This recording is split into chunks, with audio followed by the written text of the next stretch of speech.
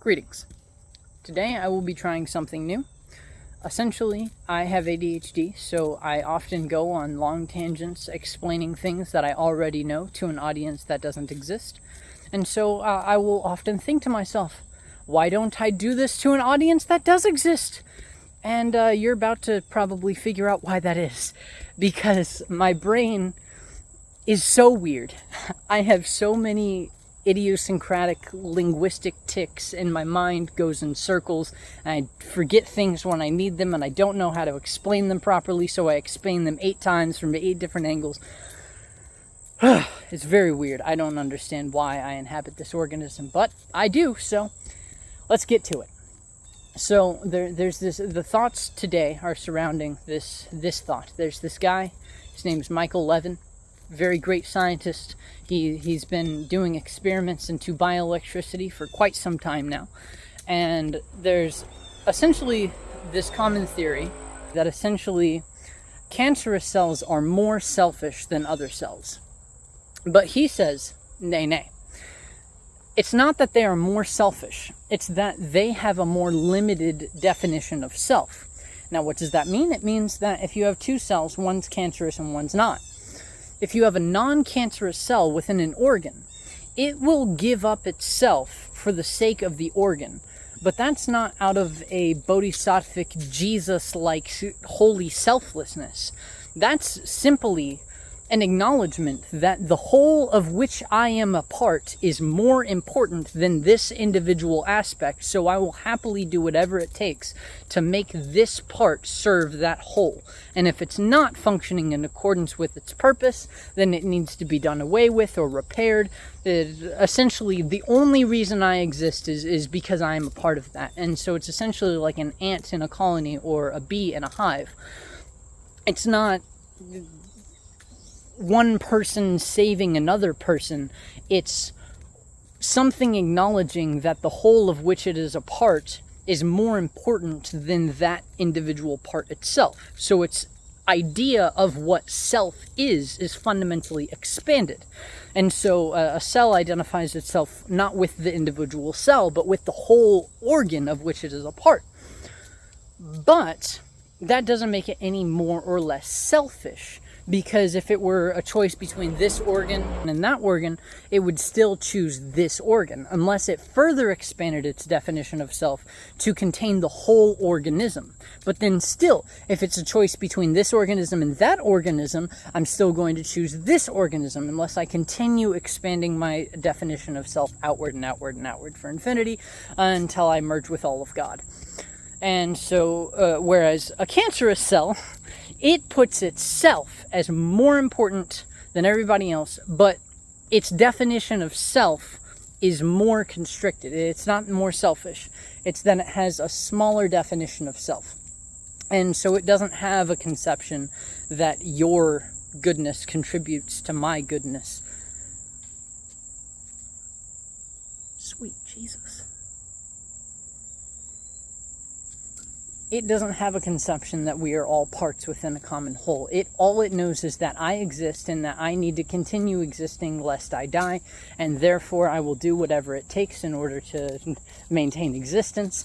And this is a great interjection right into our first concept, which is Kabbalah. And so this is the classic Jacob versus Esav. Yaakov versus Esav. Esav steps on people's throats and does whatever it takes to get what needs done, because that's the aspect that he represents. And then Yaakov is the more, we can liken them to 2 states of consciousness. One is called katnut and one is called gadlut. Gadlut is the expanded state, whereas katnut is the restricted state. Sorry if I'm pronouncing those wrong. I'm a beginner to Hebrew. So essentially, that's the end of that thought, but the constricted state is the state of selfishness, and the expanded state is the state in which we acknowledge that all of us are one, or something to that extent. So, in Ashtagian Kabbalah, there is, well, first off, Ein od milvado. What does that mean? It means there's only God, none but He. There's only God. And so within Ash'lagian Kabbalah, everything that exists in disparity of form with the Creator. Blessed be He. Why is that? Because ein od milvado. Because there is none but He. Number one, all that exists is only God. Number two, and the more fundamental, the more actual to the point, all that exists is God. That's it. This doesn't exist. This is born, it will die, it doesn't matter, it's ephemeral, get to that in a second. But if we really sit with that, ein od milvado, there's nothing. There's no you, there's no me, there's no plants, there's no sound, there's no world, there's no universe, there's no anything. There's only God. It's just a homogeneous expanse, but there's not even an expanse, because what would it expand into? There's not even multiple dimensions, because there's only God. There's no universe, there's no anything, it's only God. And from our perspective, that makes that but from God's perspective, right? Let's say God wants to take the form of the Creator, and so He creates the creation. Now, how would He go about doing that? Well, first He creates Ein Sof. What does that mean? It means no end, literally, no end. I don't know whether it has a beginning, but no end. And so Ein Sof is the infinite light. And that's the prerequisite to everything that is ever created. It is the effulgence of God's glory, and there is a state, I can't even speak, that's not the final end, and Sof is not the final end, but it's as close as our minds can conceive, because our minds can't even conceive it. It's Ein Sof, never ending. It's infinity. It's infinite light. And so within this infinite light, God creates a restriction. And so infinite light, restriction wherein there is no light. And then into that restriction you have 32 channels, like one pipeline that branches out into 32 channels, which each contain 32 channels, which each contain 32 channels, which each contain 32 channels, through which the light can descend. And the more iterations it goes through, the more coarse the light gets. So you can think of this as lava flowing into obsidian. At first, it's just this outpouring of just liquid light. And then finally, you need a diamond pickaxe to mine that sucker. It's obsidian, it's a crystal, and so the light has grown coarse. And so that's what this entire world is. And so we exist, quote unquote, in disparity of form with the Creator, blessed be He. So what does that mean? Well, He is the altruistic desire to bestow. That means we are the selfish desire to receive. Why? Because otherwise creation wouldn't exist, and He wanted the creation to exist, so this is the way it has to be. This is why the world was formed in judgment, and it couldn't exist until there was tshuva. Look into Judaism. I am not the source here. I'm just the person relaying the message. And so, like, basically the world was created in judgment, aka boundaries, but it couldn't fully exist until it was balanced with the aspect of mercy. And basically chesed and gevurah, and then they were ultimately balanced in Tiferet, which is a reflection of Keter, and because Chokhmah and Binah, and blah blah blah.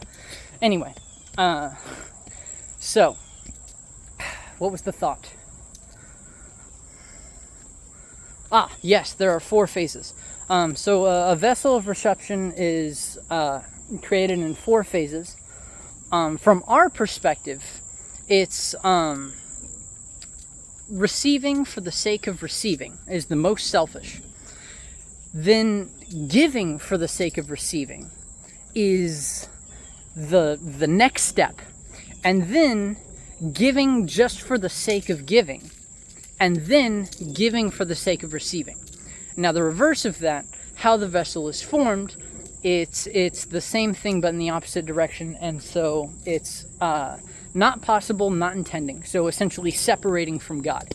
The doing something that would make you separate from God. It's not possible, and even if it were possible, you would not intend to do so. The second is that God would allow for it to happen. It would be possible, but you have no intention of doing so. Now, where it kind of flips is where you have an intention of doing so, but God would not allow it. He would never let you to separate yourself from him because he loves you too much.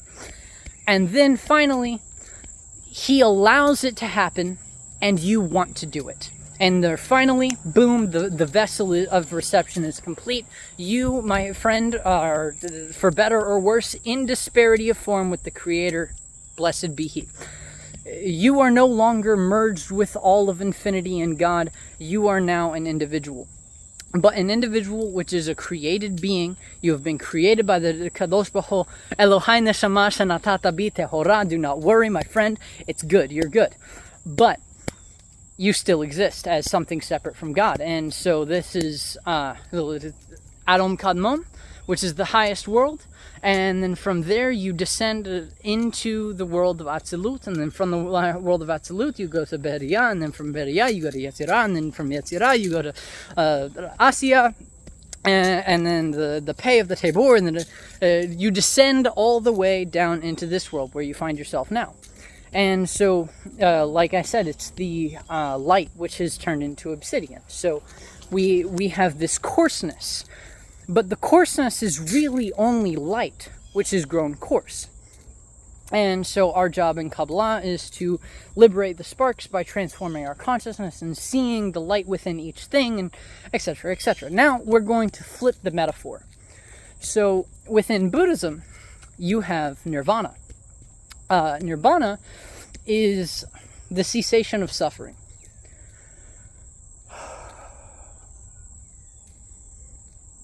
But a better way of describing it would be the uncreated state. It's like the Taoist primordial being.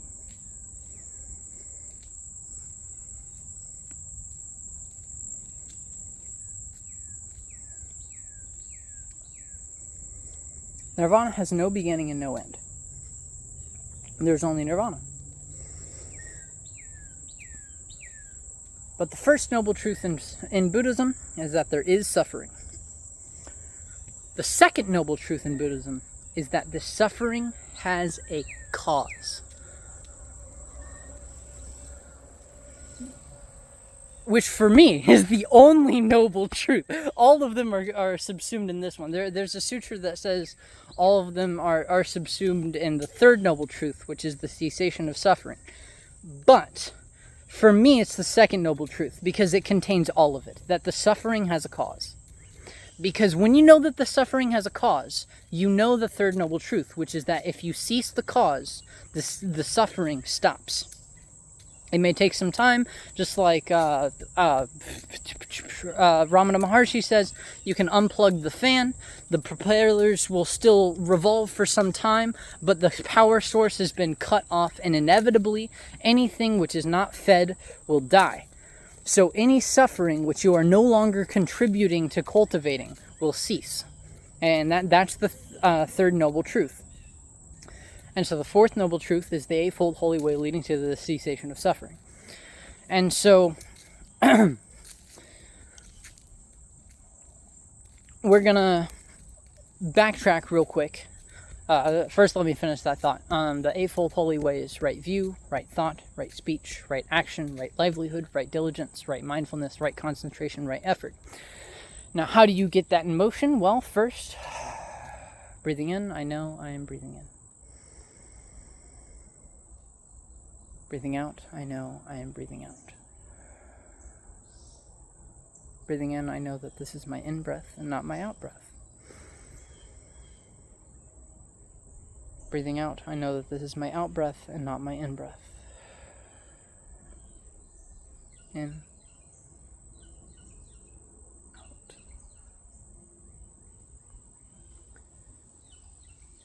This is called mindfulness of breathing. When you cultivate mindfulness, you develop concentration. You are able to concentrate on the breath. When you develop concentration, you can cultivate insight into phenomena. For example, you could not breathe if you were not alive. Therefore, you are alive. And that insight is called right view.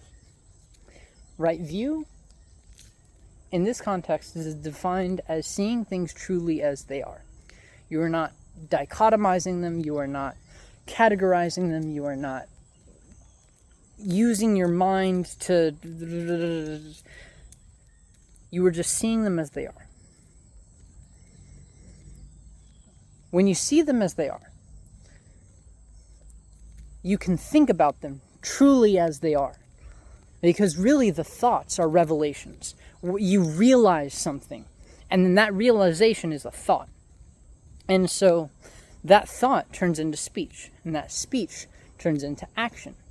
And then from there, you can just follow the circle all the way through, and you essentially have an infinite cycle to counteract what I was... We got it. we got here.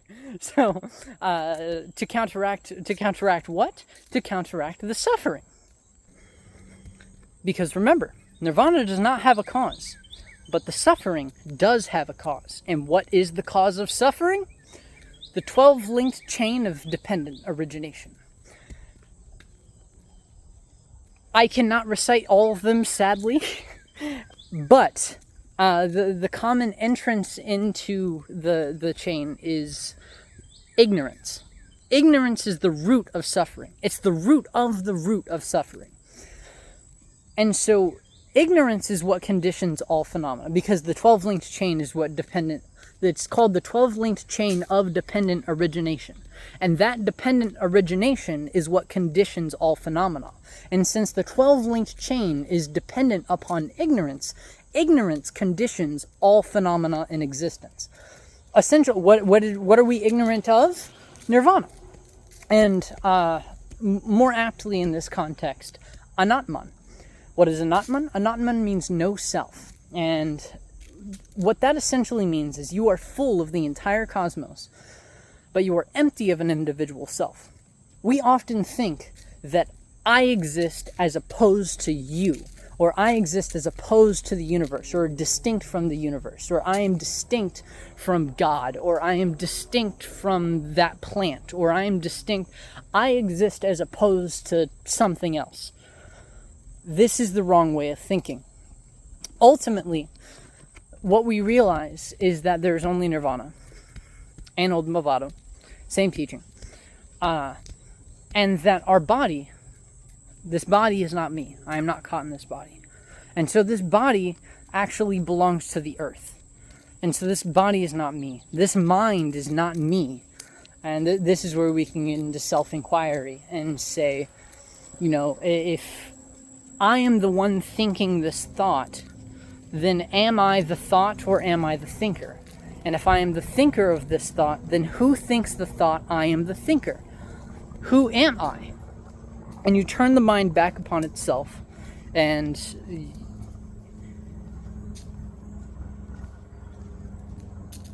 whatever idea you have of yourself that arises on the screen of consciousness, whatever is seen, what is it that is seen, and who is the one seeing it? And both of them are like a quantumly entangled pair, and both appear on the screen of consciousness. The subject becomes the subject of a painting, which is an object, which is created by the creator, which is painted by the painter. And so and both the creator and the creation are seen. And then there's the subject, and the subject becomes the object, and now the subject and the object are both object, and so there's a new subject. There's some infinite succession that goes on until even this infinite succession is perceived, and you realize that you aren't anything which is born and which dies, because everything is born and dies.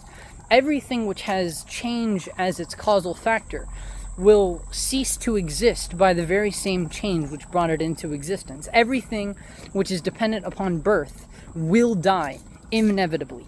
Even the Buddha himself said so. There's no doubt about it. Everything that was born will die. And so, because this is so, you can see that you are not your body, you are not your mind, you are not any of this stuff. And so false identification with those things is what is ignorance. Ignorance is of nirvana, and it's the false identification of a false self. When you realize the true self, or the true lack thereof, lack of an individual self, when you realize that everything is the entire cosmos coming together to form a flower, to form a cloud, to form a raindrop, to form a leaf, to form yourself, to form your greatest enemy, to form, when it's all just, because all matter is only made out of the 5 lights, which are emanations of the 5 primary Buddhas, and the 5 come out of Samantabhadra and the Samantabhadri, which are the father and mother of all of the Buddhas, and which can also be acquainted to yin and yang, and they are a quantumly entangled pair. And funny thing about quantumly entangled pairs, because of the law which Einstein discovered, E equals mc squared, you cannot pull an entangled pair apart. It's impossible, because as soon as you because the more you pull them apart, the more they pull back together. But if you overcome that by putting so much energy into the system that you finally get the cork to pop out, you've put enough energy to become a new quark pair. And so there is not a single instant in which there is not a quark pair, because they're quantumly entangled. That's how that works. As soon as you put in enough energy to separate them, that is the same amount of energy it takes to make a new one. And so it's just like that. You cannot have a North Pole and a South Pole that exist separately. If you chop off the North Pole, you don't have 2 poles, you have 2 whole magnets, each with a North and a South Pole. This is called interdependent co-arising. You cannot have one without the other. You cannot have the self without God. You cannot have God without the self. And you cannot have the ego without the self. You cannot have the self without the ego. All of them are ideas appearing in the mind, and so we've gotten into my own theology. I didn't mean to get into my own theology. We're talking about selfishness. And so selfishness is, number one, it's the idea that there is a self that exists in the first place. And you want everything to serve that self. And it's born of ignorance. And when you realize, see, I'm trying not to go down the route, because it's so easy to just say, well, when you realize that there's no self, then you can realize that there's no selfishness, because, nay. Kabbalah. Don't go into the Buddhist perspective. You're very familiar with the Buddhist perspective. Go into the Kabbalah perspective. How would they say this? Because all sentient beings are created inherently selfish. There we go. Okay, so all of us are inherently selfish. But that isn't necessarily a bad thing. That's not a mistake. That's not a bug. That's a feature. So the thing is, we're all created inherently selfish, but that doesn't mean we're evil. That means we're selfish. But the reason we're selfish is because ultimately it's because we're God's children. Ultimately it's because we come from Ein-Sof, where there's only there's no desire, because there's only the fulfillment of desire. And since we've been separated from that, the reason we feel a longing and a lack is because we used to be in Gan Eden, but then now we're down here, and it's all a whole big mess. And so we've got to follow the 613 mitzvot so that we can perform tikkun. We'll perform tshuva so that we can attain tikkun and merge back with Adam Kodmon, and it'll be great. That's the thought system there. But so the fact that we're inherently selfish doesn't mean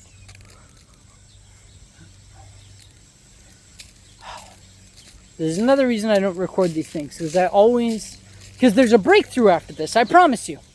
if I don't record this and I sit with this problem for about 20 minutes, there will be a final eureka. But I'm not going to put you through 20 minutes of silence. So, well, I just mumble and jumble over. So I don't know.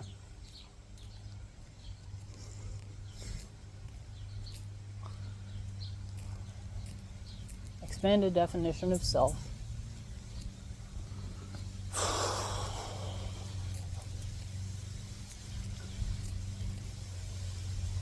I don't really know if there was a conclusion to this thought.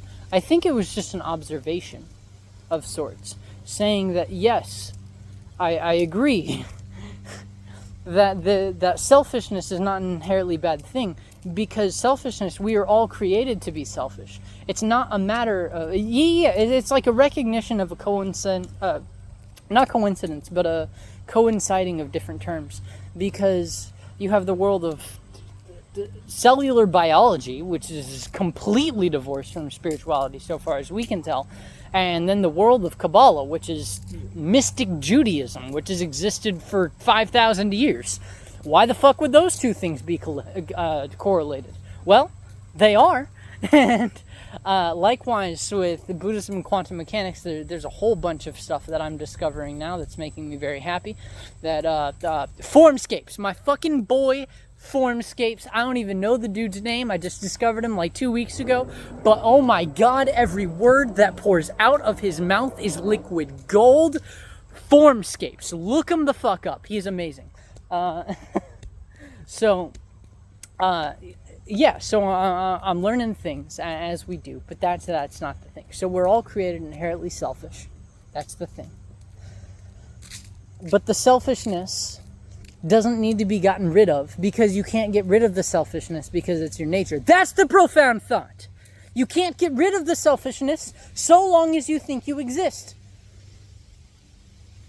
And it's not only a matter of annihilating the idea of a self, because even if you don't exist, who says that I don't exist? And so it's not about annihilating selfishness or egoity. It's about transforming it. And the way you transform it is that you expand it. You allow it to go to the point to where it expands, it extends to all sentient beings whatsoever. This is the bodhisattvic way of saying it. The Kabbalistic way of saying it is to where it includes all of Israel. But most recently I've been introduced to a rabbi who, he lives in Israel. He's a very beautiful soul. I love him very much. He does not take too kindly to my Christian kind. He's very in the I am an Israeli Jew trip. And for him, right on. You are doing, I have no complaints from my end. Although it is very painful for me to hear you sometimes. No complaints from my end. But so I have his point of view, saying that only Israel will be saved, and the whole world exists for the sake of Israel, because we are God's children.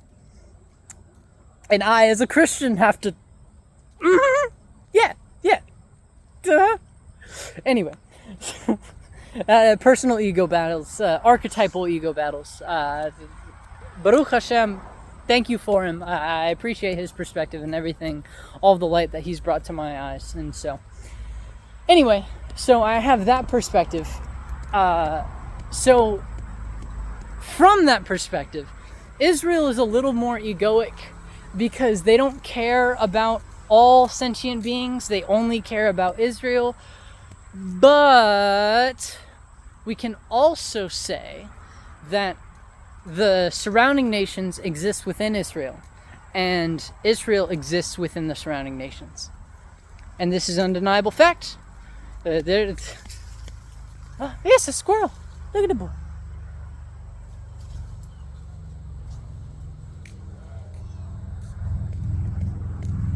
Not everyone who claims themselves to be Jewish is a perfect embodiment of God, and not everyone who is not Jewish is scum of the earth that just wants to murder you. There is both in both there. A quantumly entangled pair, looping everything back to quantum physics, because heck yeah. So when you see that, then it's even in the surrounding nations, what they consider the surrounding nations, you see the spark within them, because they're only light which has gone course. Because en Olmavado, there's none but He. There is no surrounding nations. There is no Hasatan without God. And if God has allowed it to exist, then God has allowed it to exist. He said to it, be, and it is.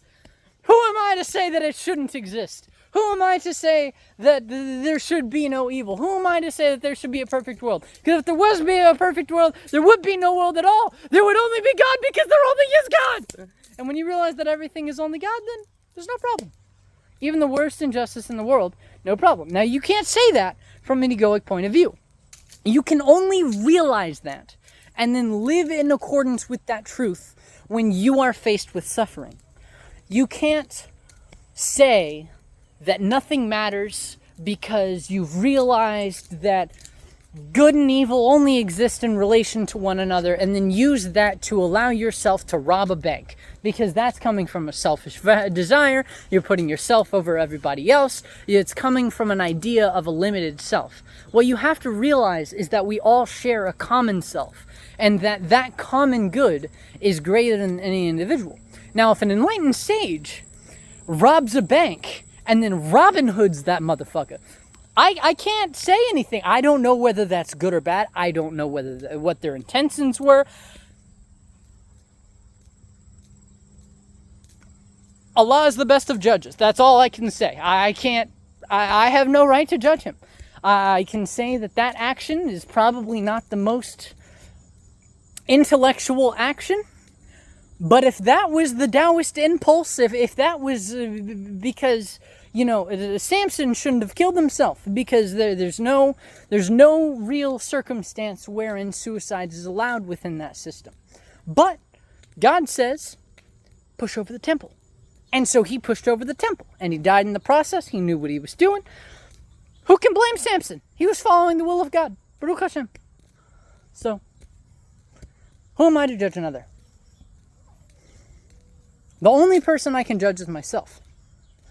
And I can scrutinize myself to the best of my ability. And you can go real far down that rabbit hole, because you are imperfect. And when you realize how imperfect you are, number one, you are grateful for God's perfection. Number two, you thank Jesus that he exists. Number three, you have a lot more compassion for other people. Number three, you become a lot more humble. Number four, you become a lot more compassionate towards other people, because you see that essentially they are trapped in their predicament in the same way you are. They are not a cause of your suffering. They are a victim to the same suffering which they have made you a victim of, because they didn't know how to transform it, and so they put it onto you.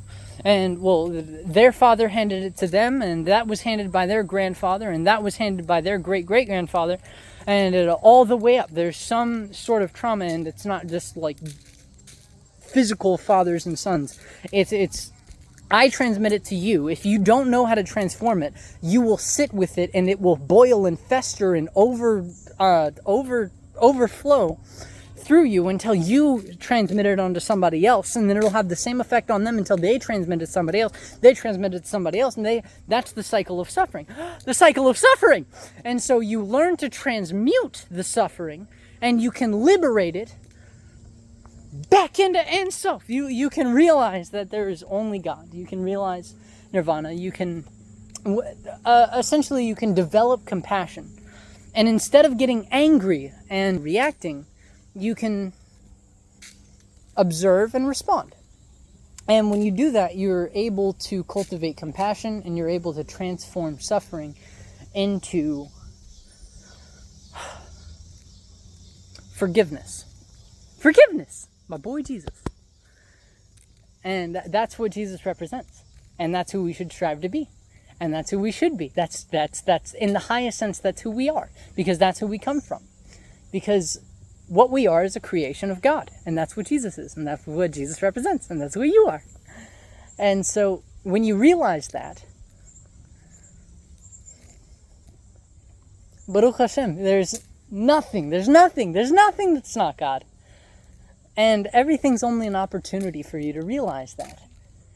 And then when you realize that, that's all that matters. That's all that's important. There's no other, that's it. There's only God. And when you realize that there's only God, then you don't live in a world of you and me and us and them and of dichotomies. You live in a world of God. And so even suffering is only God. And you have to find the face of Shiva within it. You can't tell somebody else that their suffering is an illusion, but you can realize the illusory nature of all phenomena. And when you do that, then you are able to tap into a higher self, which includes all of us, including the cause of suffering, because the cause of suffering has just been transmitted from receiver to transmitter to receiver to transmitter to receiver.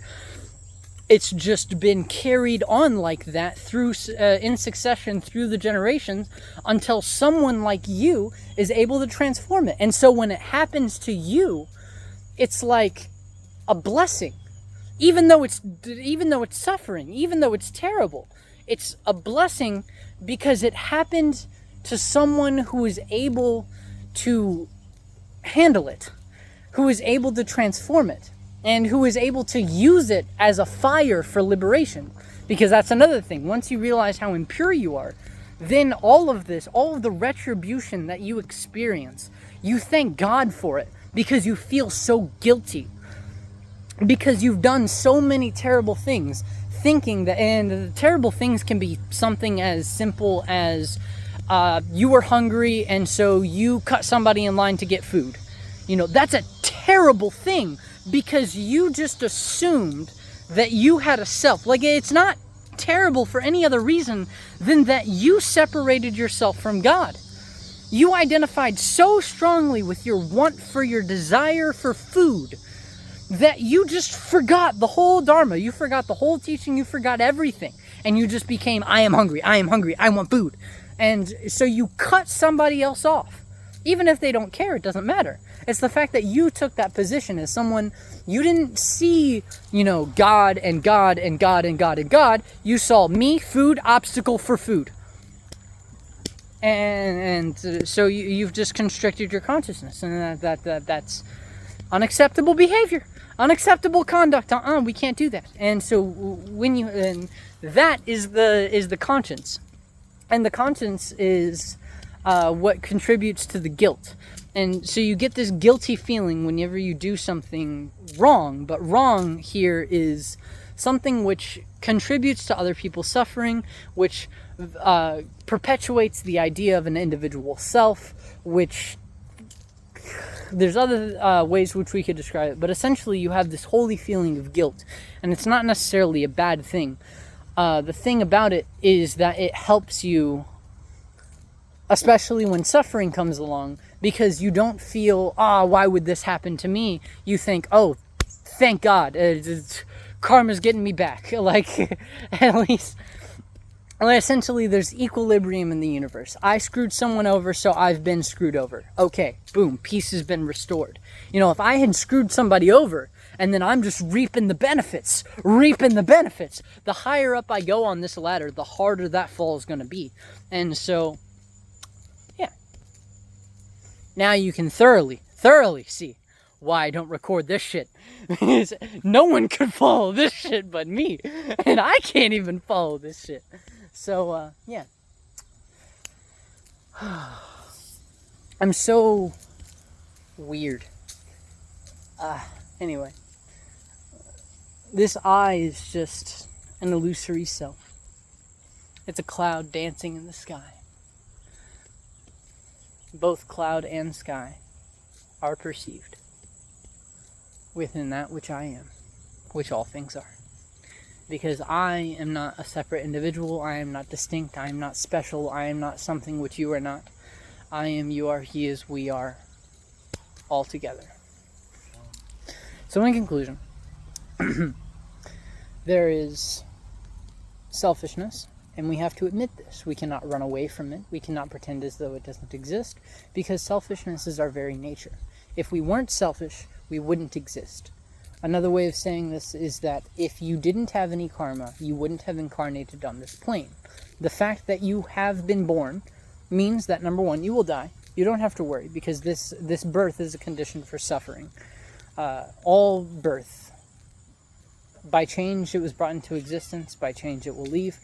Anyone who knows what it's like to fall in love and then have the conditions which brought you to fall in love change, whether that mean the person changes, you change, circumstances change, one of you died, either way, it's just heartbreaking. Change in general is just something which it takes a grieving process. And all of life has changed. There's nothing, everything that exists has been born, it will die. It's in a process of change because everything's in a process of growth, and that's not a bad thing. And so when you realize that is the nature of life, it's impermanent. It's neither good nor bad. That's just how things are. When you realize that,